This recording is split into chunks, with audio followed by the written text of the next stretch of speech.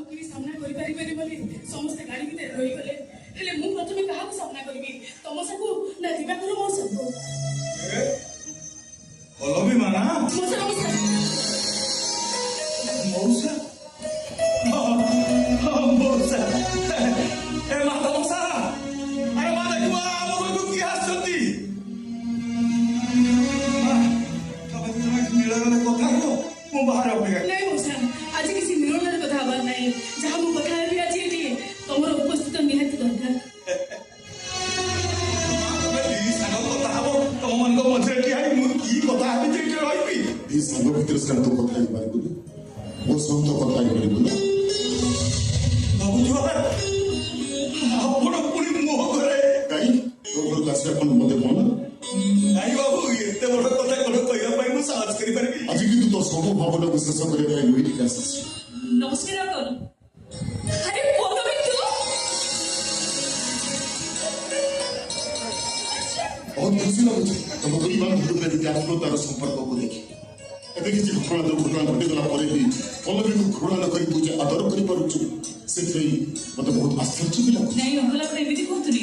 ତାଛଡ଼ା ପଲ୍ଲବୀ ମୁଁ ଆଦৌ ଘୃଣା କରିପାରିବିନି, କାହିଁକିନା ଯାହା ସବୁ ଘଟିଗଲା ସେ ସବୁ ପରିସ୍ଥିତି ଥିଲା। ଆଉ ଆମେ ସମସ୍ତେ ତ ପରିସ୍ଥିତିର ଦାସ, ସେଥିପାଇଁ ଆମେ କେହି ବି କାମରେ ଅପରାଧୀ ନୁହଁ। ମୁଁ କିନ୍ତୁ ତୋ ପାଖରେ ବହୁତ ବଡ଼ ଅପରାଧ କରିଛି। ସମ୍ପର୍କର ଅଦାଲତରେ ମୁଁ ଏମିତି ଜଣେ ଅପରାଧ ଯେ ମୋ ଅପରାଧ ପାଇଁ ମୋତେ କ୍ଷମା ମିଳିବ କି ନା ସେ କଥା ସେ ଈଶ୍ୱରକୁ ଜଣା।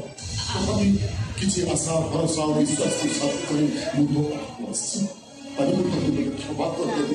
ଆପଣ ଏମିତି ସବୁ କ'ଣ କହିଯାଉଛନ୍ତି ମୁଁ କିଛି ବୁଝିପାରୁନି ଅଙ୍କଲ। ତୁ ଯେମିତି ପୁଅଟିଏ ଜନ୍ମ ଦେଇ ସେ ପୁଅର ମୃତ୍ୟୁ ପରିଚୟ ଆମ ସମସ୍ତଙ୍କ ପାଖରେ ଗୋପନ ରଖିଛୁ, ଠିକ୍ ସେମିତି ଆମେ ମଧ୍ୟ ତୋ ବାପାର ପରିଚୟ ତୋ ପାଖରେ ଗୋପନ ରଖିଛୁ। ମାନେ ଆପଣ ମୋ ବାପାକୁ ଚିହ୍ନିଛନ୍ତି, ଜାଣିଛନ୍ତି ତାଙ୍କୁ? ଅଙ୍କଲ, ମାମୁଁ ତ ତାଙ୍କ ପାଟିରେ ତାଲା ପକେଇ ଦେଇଛନ୍ତି। ଆପଣ କୁହନ୍ତୁ, ଆପଣ ଦେଇପାରିବେ ମୋ ବାପାଙ୍କର ପରିଚୟ? ନିଶ୍ଚୟ ଦେବି, ସେଇଥିପାଇଁ ତ ମୁଁ ତୋ ପାଖକୁ ଆସିଛି। କିନ୍ତୁ ମୋ ଖାଲି ତୋତେ ଏମିତି କରିବା କଥା, ଏ ଟିକେ ପୂର୍ବରୁ ଯେମିତି ପରିସ୍ଥିତି କଥା କହି ତୁ ପଲ୍ଲବୀ କରିଥିବା ସବୁ କର୍ମକୁ ଘୃଣା ନ କରି ତାକୁ କ୍ଷମା କରିଦେ, ଠିକ୍ ସେମିତି ଧରିଲେ ତୋ ବାପା ପରିସ୍ଥିତିର ଅସହାୟତାକୁ ସାଥି କରି ଆଜିକୁ 25 ବର୍ଷରୁ ଅଧିକ ଦିନ ହବ ତୋ ପାଖରେ ଲୁଚି ଲୁଚି ବୁଲୁଛି। ଆଜି ପରିଚୟ ପାଇସାରିବା ପରେ ବିନା କଟୁକ୍ତିରେ, ବିନା ପ୍ରଶ୍ନରେ, ବିନା ଧିକ୍କାରରେ ତୁ ତାକୁ ଗ୍ରହଣ କରିପାରିବୁ। ଆପଣ ଏମିତି କାହିଁ କହିଲେ? ଭରସା ରଖନ୍ତୁ, ବିଶ୍ୱାସ ରଖନ୍ତୁ, ମୁଁ ଆପଣଙ୍କୁ କଥା କହୁଛି, ମୁଁ କିଛି କହିବିନି, ତାଙ୍କ ପାଖରେ କିଛି ବି ଅଭିଯୋଗ କରିବିନି। ବରଂ ମୁଁ ବହୁତ ଖୁସି ହେବି। କୁହନ୍ତୁ ଅଙ୍କଲ, ମୋ ବାପା କିଏ, କ'ଣ ତାଙ୍କ ପରିଚୟ, କୋଉଠି ଅଛନ୍ତି? ତୋ ବାବାଙ୍କ ପରିଚୟ ଦେବା ପୂର୍ବରୁ ମୁଁ ପ୍ରଥମେ ତ ରକ୍ତ ସମ୍ପର୍କର ଭଉଣୀକୁ ଜଣେଇ ଦେବାକୁ ଇଚ୍ଛା କରେ। ରକ୍ତ ସମ୍ପର୍କ ଭଉଣୀ? ତାମାନେ ମୋର ଗୋଟେ ଭଉଣୀ ଅଛି? ଖାଲି ଭଉଣୀ ନୁହେଁ, ଭାଇଟିଏ ମଧ୍ୟ ମୋର ଅଛି, ସାନ ଭାଇ। ହେ ବାବୁ, ଶୁଣୁଛୁ ବାବୁ, ଅଙ୍କଲ କ'ଣ ସବୁ କହିଯାଉଛନ୍ତି? ତମ କାନରେ ବାଜୁଛି ନା? ଶୁଣିପାରୁଛି ରେ ମା, ଶୁଣିପାରୁଛି, ହେଲେ ବିଶ୍ୱାସ କରିପାରୁନି। ମୋ ବାବୁଙ୍କ କଥାକୁ ମୋ କାନରେ ବିଶ୍ୱାସ କରିପାରୁନି। ଆଜି ସୂର୍ଯ୍ୟୋଦୟ କେବଳ ଏତିକି କହିବି, ପରାଗଗ୍ରସ୍ତ ତୋର ଜନ୍ମ ପରିଚୟ ଆଜି ପରାଗ ମୁକ୍ତ ହବାକୁ ଯାଉଛି ରେ ମା। ଅଙ୍କଲ, ମତେ ଆଗେ ମୋ ଭାଇ ଭଉଣୀ ପାଖକୁ ପକେଇ ନେଇଯିବେ। ଚାଲନ୍ତୁ, ମତେ ମୋ ଭାଇ ଭଉଣୀ ପାଖକୁ ନେଇ ଚାଲନ୍ତୁ। କୌଣସି ଦରକାର ଦେବେ ନା। ବର୍ତ୍ତମାନ ସମୟରେ ତୋ ଭାଇ ତୋ ପାଖରେ ଉପସ୍ଥିତ ନଥିଲେ ତୋ ଭଉଣୀ ପୁରା ତୋ ପାଖରେ ଛିଡ଼ା ହେଇଛି। এই পল্লবী হচ্ছে তো রক্ত সম্পর্কর সামনে।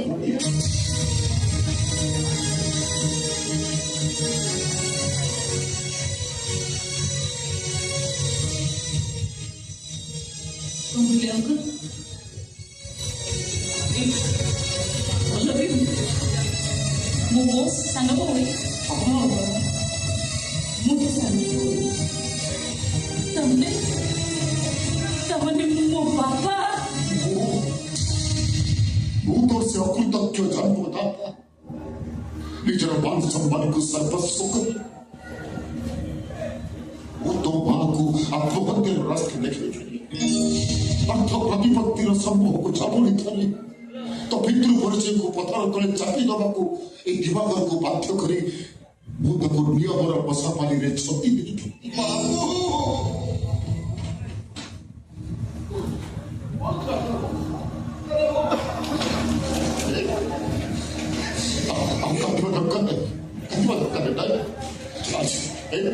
वो भाई तू बहुत किसी सुन बहुत करे छु हो भाई तू आज जो तोर कांदी बदल सरी गला तो ए वो मानो तो बंद कर दी কিন্তু অঙ্কল अक्कल नहीं मैंने थोड़ी पापा बोली ना तो मोरे पापा ने को सुन ले जानी नहीं तो मत कितना कर अरे मत पापा बोली ना अरे ना वो कोना कुआ रात बार अरे का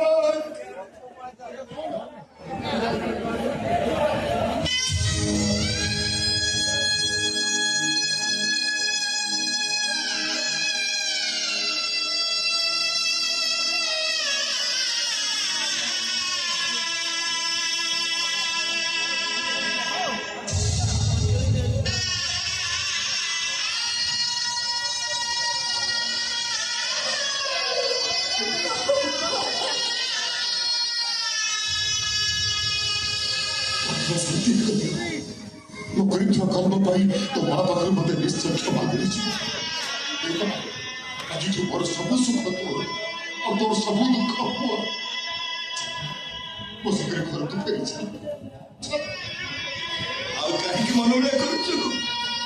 ଆରେ ଏଇ ଗୋଟିଏ କଥାକୁ ଗୋପନ ରଖିବା ପାଇଁ ଆଜିକି ଦୀର୍ଘ 25 ବର୍ଷ ଧରି ମୁଁ ଯେ କେତେ କଷ୍ଟ ସହିଛି ସେ କଥା ସେ ଭଗବାନ ଜାଣନ୍ତି।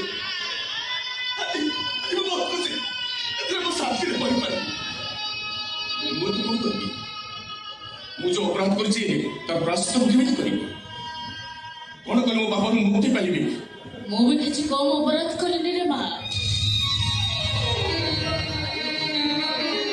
ମତେ ତୁ ଗଛ ମୂଳକୁ ଯିବାକୁ ନ ଦେଇ ମୋ ପାଇଁ ଏତେ ତ୍ୟାଗ କରିଛୁ ଅଥଚ ମୁଁ ଚାଣ୍ଡାଳୁଣି ଜାଣି ନ ପାରି ତତେ ଘରୁ ବାହାର କରିଦେଇଛି। ହେଲେ ମାରେ ମୁଁ ତ ଏତେ ପାଠ ସାଠ ପଢିନି ତମମାନଙ୍କ ଭଳି ଏତେ ବୁଦ୍ଧି ଜ୍ଞାନ ମୋ ମୁଣ୍ଡରେ ଆସିବ କୋଉଠୁ? ମୁଁ ତ ମା ଭଳି ତତେ ମୋ ହାତ ଯୋଡ଼ି କ୍ଷମା ମାଗୁଛି ମା। ମୋର ସବୁ ଅପରାଧକୁ କ୍ଷମା କରିଦେଇ ମୋ ସାଙ୍ଗରେ ତ ସଂସାରକୁ ତୁ ଫେରି ଚାଲ ମା। ଆପଣ ଏମିତି କଣ କହିଯାଉଛନ୍ତି? ଆପଣ ତ କିଛି ଅପରାଧ କରୁନାହାନ୍ତି, ମୋ ଭାଇ କାହିଁ କ୍ଷମା ମାଗୁଛନ୍ତି? ବରଂ ଅପରାଧ ତ ମୁଁ କରିଛି ଆଉ ଯୋଉଥିପାଇଁ ଦଣ୍ଡ ବି ପାଇସାରିଛି। ତାଛଡ଼ା ଆପଣ ମତେ କୋଉ ସଂସାରକୁ ଫେରିଯିବା ପାଇଁ କହୁଛନ୍ତି? ଆମ ସଂସାର ଫେରିଯିବ ଯୋଉଟାକୁ ସଂସାର ଆରମ୍ଭ କରିଥିଲେ। ସଂସାର ତମେ କି? ତମ ସହିତ ମୋର ପରିଚୟ କଣ? ମୁଁ ତମ ସ୍ୱାମୀ, ତମେ ମୋ ସ୍ତ୍ରୀ। ଅଛି ମୋ ହାତରେ ଶଙ୍ଖା, ଅଛି ମୋ ମଥାରେ ସିନ୍ଦୁର। ଶଙ୍ଖା ସିନ୍ଦୁର ନଥିବା ଜଣେ ନାରୀକୁ ତମେ ପତ୍ନୀ ବୋଲି ସ୍ୱୀକୃତି ଦଉଛ? ମୁଁ କହିବି ଏଇଟା ତମର ପାଗଳାମି। ମୋ ଶଙ୍ଖା ସିନ୍ଦୁରରେ ତୋର ଅଧା ଭାଗ। ଆମେ ଦି ଭଉଣୀ, ଆମର ଜଣେ ସ୍ୱାମୀ। ଏମିତି ଏ ସମାଜରେ କିଛି ନୂଆ ନୁହଁ, ତେଣୁ ଗ୍ରହଣ କରିନେବାରେ ଅସୁବିଧା କଣ? ବହୁତ କିଛି ଅସୁବିଧା ଅଛି ପଲ୍ଲବୀ, ବହୁତ କିଛି ଅସୁବିଧା ଅଛି। ଯେମିତିକି ପୋଡ଼ିଗଲା ତରକାରୀର ସ୍ୱାଦ ନଥାଏ, ଠିକ୍ ସେମିତି ଜଣେ ବିବାହିତ ପତ୍ନୀ ପର ପୁରୁଷ ସହିତ ପାପ ସମ୍ପର୍କ ରଖି ପିଲା ଜନ୍ମ କରିସାରିବା ପରେ ସ୍ୱାମୀ ସ୍ତ୍ରୀର ସମ୍ପର୍କ ବିତା ହେଇଯାଏ। କେବଳ ସେଇଥିପାଇଁ ତ ମୁଁ ଆଜି ଶଙ୍ଖା ସିନ୍ଦୁର ବିହୀନ ସ୍ୱାମୀ ପରିତ୍ୟକ୍ତା। କିନ୍ତୁ ମୋ ବାପାଙ୍କ ପରିଚୟ ମୁଁ ପାଇସାରିଛି, ସେତିକି ମୋ ପାଇଁ ବହୁତ କିଛି। କିନ୍ତୁ ଏବେ ମୋ ବାପାଙ୍କ ପରିବାରକୁ ଫେରି ଯାଇ ତାଙ୍କ ମାନ ସମ୍ମାନରେ ପ୍ରଶ୍ନବାଚୀ ହେବା ପାଇଁ ମୁଁ ଇଚ୍ଛା କରିବିନି। ବରଂ ସାରା ଜୀବନ ମୁଁ ଏଇଠି ମୋ ମାମୁଙ୍କ ପାଖରେ ରହିବି। ଆଉ ପିତୃ ପରିଚୟ ନଥିବା ମୋ ପୁଅର ମୁଁ ଠିକ୍ ଭାବରେ ଲାଳନ ପାଳନ କରିବି, ଯେମିତିକି ଆଜି ପର୍ଯ୍ୟନ୍ତ ମୋ ମାମୁଁ ମୋ ପାଇଁ କରି ଆସିଛନ୍ତି।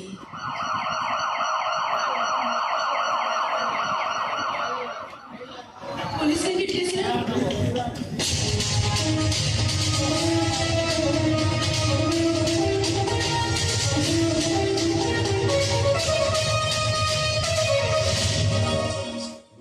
ପୁଣି 24 ଆପଣ ଏଠି ଜଣେ ହାଜତ ଭିତରେ ଆସାମୀ ଜେଲ ଭିତରକୁ ଯିବା ପୂର୍ବରୁ ତାର ଅନ୍ତିମ ଇଚ୍ଛା ପୂରଣ କରିବାକୁ ଅନୁରୋଧ କରିଛି।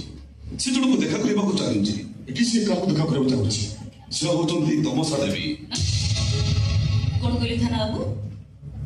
ମତେ ଜେଲ ଆସାମୀ ଦେଖା କରିବାକୁ ଚାହୁଁଛନ୍ତି? କିଏ ସେ ଆସାମୀ? ଅପେକ୍ଷା କରନ୍ତୁ, ମୁଁ ଡାକି ଦଉଛି। ଅଳେ ବାବୁ, ଆସାମୀକି ଭିତରକୁ ନେଇ ଆସନ୍ତୁ।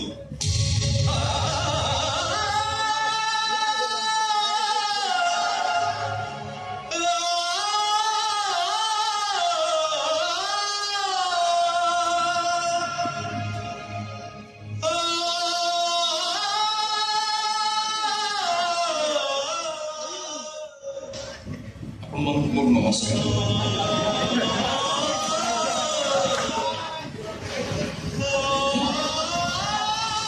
ତମେ ମୋ ପାଖକୁ ଆସିଛ ମୋତେ ଦେଖା କରିବାକୁ, କିନ୍ତୁ କାହିଁକି?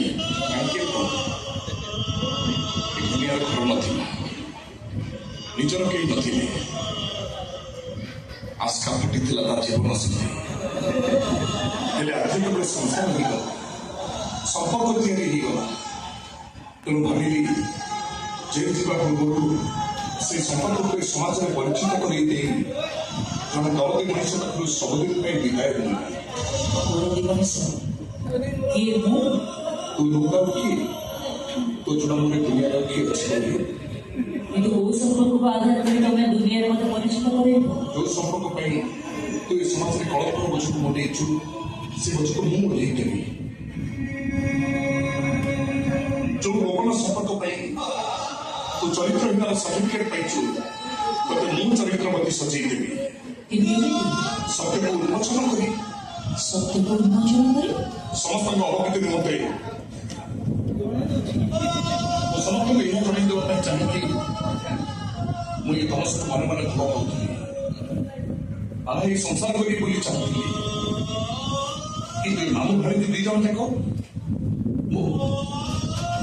ମୋ ପ୍ରସ୍ତାବକୁ ଗ୍ରହଣ କରିବାକୁ ଦୂରର କଥା, ମୋ ଛାଇ ବି ମାରିବାକୁ ଚେଷ୍ଟା କଲେନି।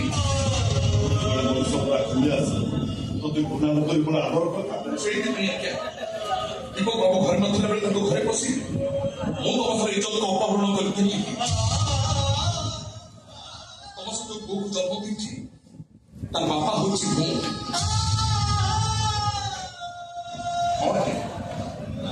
ମୁଁ ଆଜି ମୋ ବାପର ପରିଚୟ ଦେବା ପାଇଁ ଆସିଛି।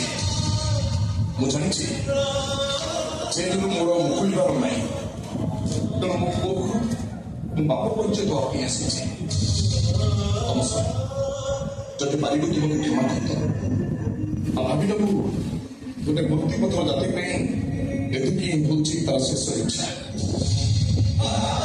କହିଦେଲି ମୁଁ ତୁମକୁ କ୍ଷମା କରିଦେବି। ଏମିତି କଥାରେ କଥାରେ ମୋ ପୁଅକୁ ବାପର ପରିଚୟ ଦେଇଦେଲେ ଇଏ ସମାଜ କଣ ତାକୁ ଗ୍ରହଣ କରିନେବ? ତାହେଲେ ମୁଁ ଆଉ କଣ କରିବି ତୁ କହୁନୁ? ଠିକ ଅଛି, ମୁଁ ତମ ଇଚ୍ଛା ପୂରଣ କରିବି, କିନ୍ତୁ ତା ପୂର୍ବରୁ ତମକୁ ବି ମୋର ଗୋଟେ ଇଚ୍ଛା ପୂରଣ କରିବାକୁ ପଡ଼ିବ। ମୋ ପୁଅ ତା ପିତୃ ପରିଚୟ ପାଇବ ସେତେବେଳେ ଯେତେବେଳେ ତମେ ମୋତେ ଶଙ୍ଖା ସିନ୍ଦୁର ପିନ୍ଧେଇ ପତ୍ନୀର ସ୍ୱୀକୃତି ଦବ। ନା ଏଇଟା ନିହାତି ଅସୁବିଧା। କିନ୍ତୁ କାହିଁକି ଅସହମତ? କଣ ପାଇଁ ଅସହମତ? ତାଛଡ଼ା ତମେ କିଏ ଆମ କଥାରେ କଥା କହିବାକୁ? ତମ ସ୍ୱାମୀ ନା, କିନ୍ତୁ ମୋ ପୁଅ ତ ତମର ଉତ୍ତର ନୁହଁ ନା। ସେ ଗୋଟେ ଅସାମାଜିକ ବ୍ୟକ୍ତି, ସେଭଳି ମଣିଷର ପତ୍ନୀ ପରିଚୟରେ ତମର ମାନ ସମ୍ମାନ ରହିବ? ମାନ ସମ୍ମାନ ମୋର ନୁହଁ, ବରଂ ତମ ମାନ ସମ୍ମାନକୁ ତମର ଭୟ ହେଇଯାଉଛି। କିନ୍ତୁ ବର୍ତ୍ତମାନ ପରିସ୍ଥିତିରେ ମୋ ପାଇଁ ମୋ ପିତୃ ପରିଚୟ ଯେତେ ଆବଶ୍ୟକ ନୁହଁ, ତାଠୁ ବେଶୀ ଆବଶ୍ୟକ ହଉଛି ମୋ ପୁଅର ପିତୃ ପରିଚୟ। ତୋ ସ୍ୱାମୀ ହାତରୁ ପୁଣି ଥରେ ଶଙ୍ଖା ସିନ୍ଦୁର ପିନ୍ଧି ଚରିତ୍ରହୀନ ପତ୍ନୀ ହେଇ ବଞ୍ଚି ରହିବା ଅପେକ୍ଷା ଏ ଘରଶ୍ୟା ମୁକୁଟେଇ ଠାରୁ ଶଙ୍ଖା ସିନ୍ଦୁର ପିନ୍ଧି ଚରିତ୍ରବତୀ ପତ୍ନୀ ହେଇ ବଞ୍ଚି ରହିବାକୁ ମୁଁ ବେଶୀ ଆବଶ୍ୟକ ମନେ କରେ। ତମ ଠିକ ଅଛି। ଏଭଳିଆ ଯଦି ଶଙ୍ଖା ସିନ୍ଦୁର ପିନ୍ଧି ଅବସ୍ଥାକୁ ପତ୍ନୀ କରେ, ତାହେଲେ ମୁଁ ତାକୁ କେବେ ଝିଅର ପରିଚୟ ପରିଚିତ କରିବି। ବହୁତ ଖୁସି ହେବି। ମୋ ଘରଶ୍ୟା ତମେ ମୋ ଇଚ୍ଛା ପୂରଣ କରିବ କି ନା? କିନ୍ତୁ ଶଙ୍ଖା ସିନ୍ଦୁର ମୁଁ ଆଣିଛି। ଭଉଣୀ ବି ପରିଚୟ ଜାଣିସାରିଲା ପରେ ତମ ପାଇଁ ମୋ ତରଫରୁ ଛୁଟି ଆଉ କଣ? ବାବୁ ଗୋଟେ ଅନୁରୋଧ କରି କଣ ଅନୁରୋଧ କରୁଛନ୍ତି? ବିଚାର କରି କହିବି ରଖିପାରିବି କି ନାହିଁ? ଏଠି ଯାହା ସବୁ ଘଟିଗଲା ଆପଣ ତ ସବୁ କିଛି ନିଜ ଆଖିରେ ଦେଖି ସାରିଛନ୍ତି, ନିଜ କାନରେ ବି ଶୁଣି ସାରିଛନ୍ତି। ସେଇଥିପାଇଁ ଲୋକ କହିକି এই ঘনশ্যাম মতে শঙ্খা সিঁদুর পিঁধেই সারিবা পরে ମୋ ସ୍ୱାମୀକୁ ମାତ୍ର ଆଜି ଗୋଟାଏ ରାତି ପାଇଁ ମୋ ପାଖରେ ଛାଡ଼ି ଦେଇ ଯାଇପାରିବେ? ଆଇନସମ୍ମତ ନୁହେଁ। ମୁଁ ମାନବିକତାର ଅନୁରୋଧ କରୁଛି। ଧର ପୁଲିସ ପୋଷାକ ପିନ୍ଧିଥିଲେ ବି ଆପଣଙ୍କ ହୃଦୟ ତ ମଣିଷର ନା। କଥା କହୁଛି ମୋ ଉପରେ ଭରସା ରଖନ୍ତୁ। ଆଜି ରାତି ପାଇବା ପରେ କାଲି ମୁଁ ନିଜେ ମୋ ସ୍ୱାମୀକି ନେଇ ଆପଣଙ୍କ ପାଖରେ ଥାନା ହାଜତରେ ଛାଡ଼ି ଦେଇ ଆସିବି। କାହିଁକି ନା ଆଜି ଗୋଟିଏ ରାତିକ ପରେ ମୁଁ ତ ଆଉ କେମିତି ଜୀବନରେ ମୋ ସ୍ୱାମୀକୁ ମୋ ପାଖରେ ପାଇପାରିବିନି ନା ସେଇଥିପାଇଁ ଆଜି ଗୋଟାଏ ରାତି ଆମେ ସ୍ୱାମୀ ସ୍ତ୍ରୀ ଆଉ ଆମ ପାଖରେ ଆମ ପୁଅ ଏକାଠି କଟେଇ ଦେବା ପାଇଁ ମୁଁ ଚାହୁଁଛି ଆଉ ଯୋଉ ସ୍ମୃତିକୁ ନେଇ ଅବଶିଷ୍ଟ ଜୀବନ ମୋ ପୁଅକୁ ଧରି ମୁଁ ବଞ୍ଚିଯିବି କାହିଁକି ନା ମୁଁ ବଞ୍ଚିଥିବା ପର୍ଯ୍ୟନ୍ତ ଆଉ କେହି ବି ମତେ କହିବାକୁ ବାଧ୍ୟ କରିବେନି ରହିଯାଏ ସାଥୀ ରାତି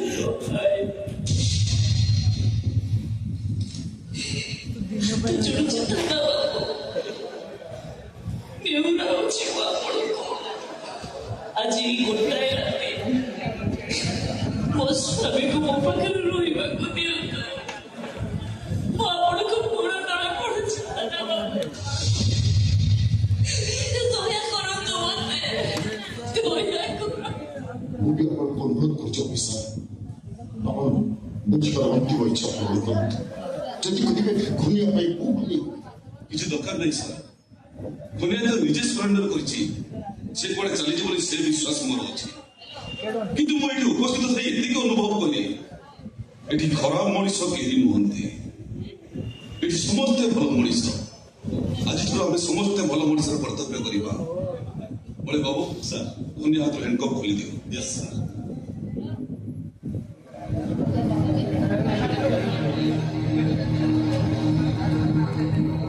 ଦେଖିଲ ମୋ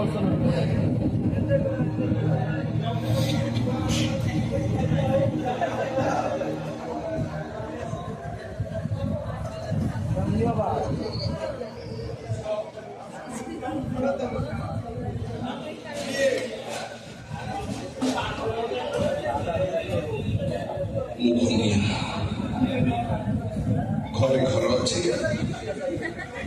ନିଜର କେହି ଅଛି ଆରେ ଆତ୍ମୀୟତାର ସାଥୀ ପାଇଛି